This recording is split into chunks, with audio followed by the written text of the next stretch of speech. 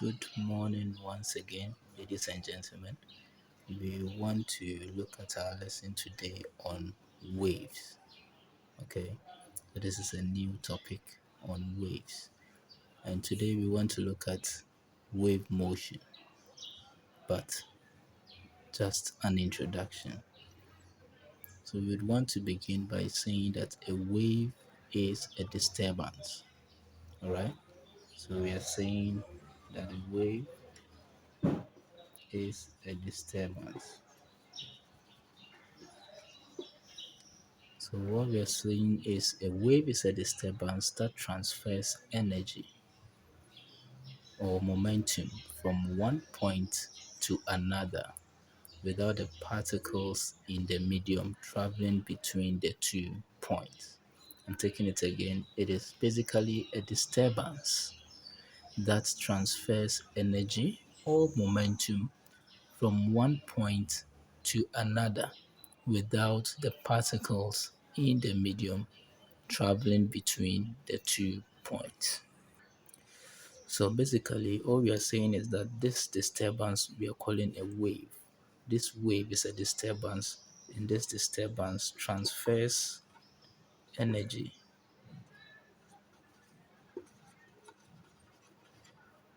or momentum.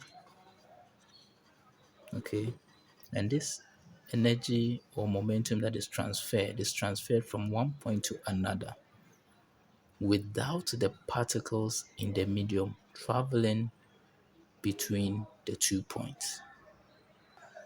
So basically, in a wave, such as say water waves, energy passes through the medium from one point to another as the medium rises.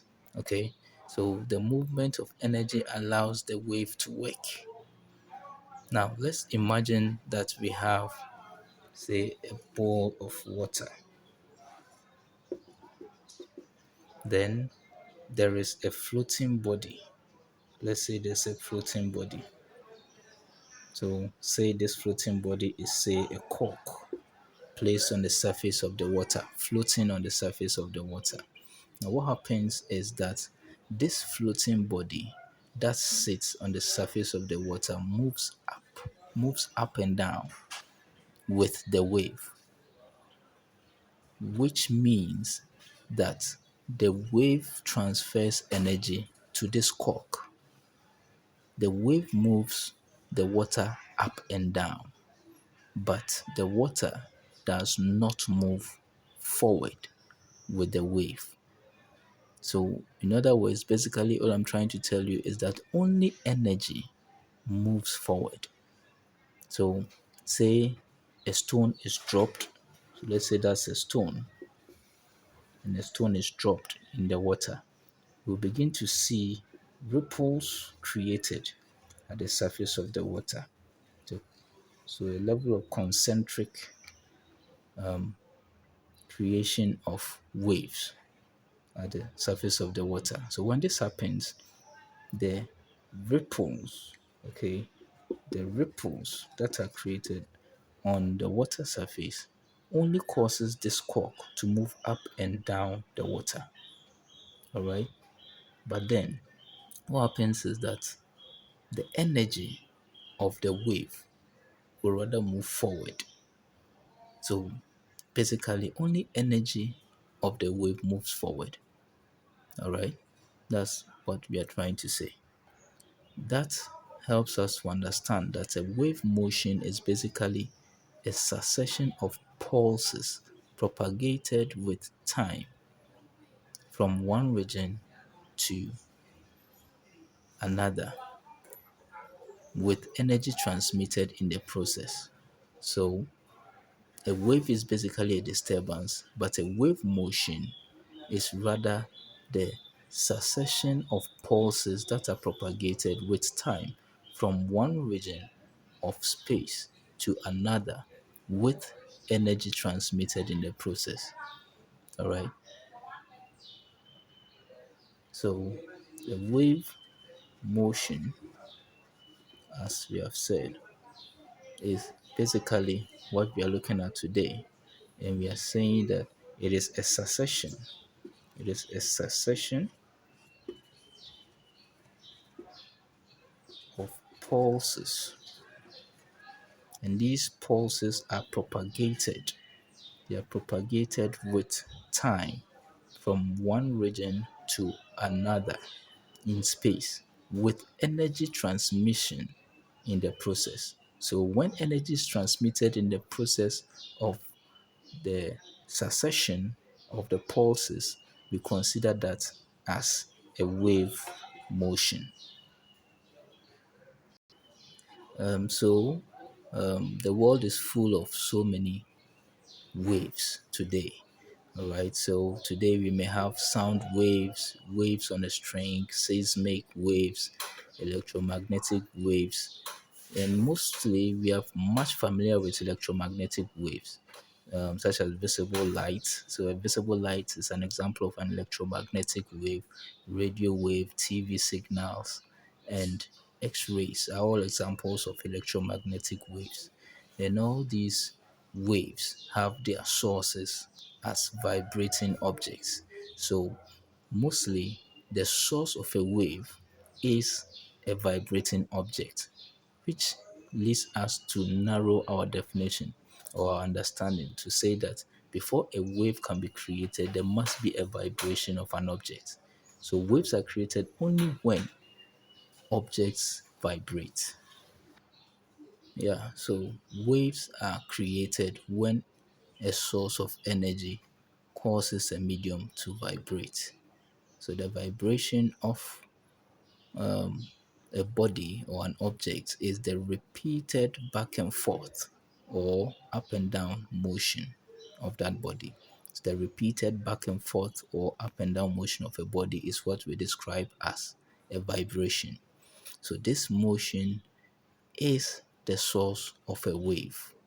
Now, waves are seen on a pool of water when a stone is dropped, like in our example, a stone is dropped, and then when a stone is dropped in the water, the disturbance created by the stone, the disturbance created by the stone is is generates water waves in the form of ripples. So these ripples that we see here, these concentric lines that we see here as ripples, are generated by the disturbance to the water. And these ripples are the upwards and downward movement of the water. And it causes or it moves outward until the ripples move outward until they reach the edge of the containing vessel. So these ripples are going to extend outwardly until they reach the walls of the containing vessel. Yet, in their movement of reaching out to the edge or to the edges of the containing vessel, this cork does not move along the ripple. It rather moves up and down, up and down, up and down to the ripples created or the disturbance created by the water or to the water. So the production of wave pulses and waves can be demonstrated using certain gadgets, say like a slinky spring or a rubber tube. All right, so most of these will be discussed further in details in this lesson. Well, now let us consider this wave profile that we see in this diagram. All right, so this is a wave profile of displacement against the distance of travel. What we are saying is that a wave profile is basically the side view of a wave which moves up and down. All right, so the side view of a wave moving up and down is what we basically call a wave profile. Now, in this wave profile, as we see in the diagram, you can see that from here to there is labeled A, okay, and this part or the upper displacement here is called crest. So all the upper displacements are called crests, and the lower displacements here are referred to as trough. The lower displacement here is also referred to as throw. All right. So basically, by definition, we say a crest is basically the region of the maximum upward displacement of particles. So crest becomes the region of maximum upward displacement of a particle or of particles, where the throw here becomes the region of the maximum downward displacement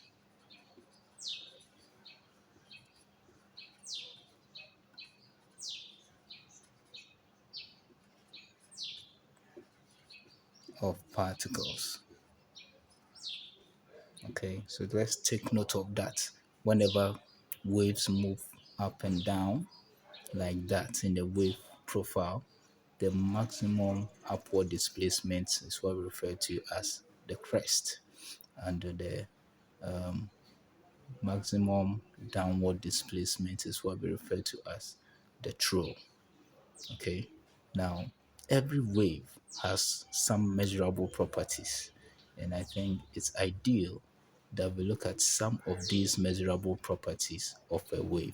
For instance, some of the measurable properties of a wave we need to know is number one, displacement.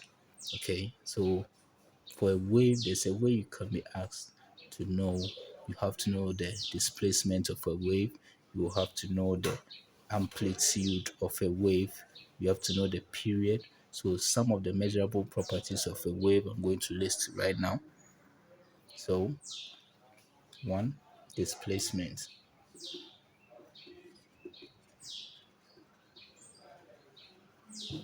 Two, amplitude. Three, period. Four, measurable properties of a wave, frequency. And five, wavelength. So these are a few measurable properties of a wave. You could also look at, say, speed. You could also look at speed as a measurable property of a wave. Okay, so let me write it here. You could also look at speed as a measurable property of a wave. And then again, these few are measurable properties of a wave that we are going to be considering and relating every part of our study under wave to. So, thank you so much. We're going to end here and continue with these measurable properties of a wave in our next lesson.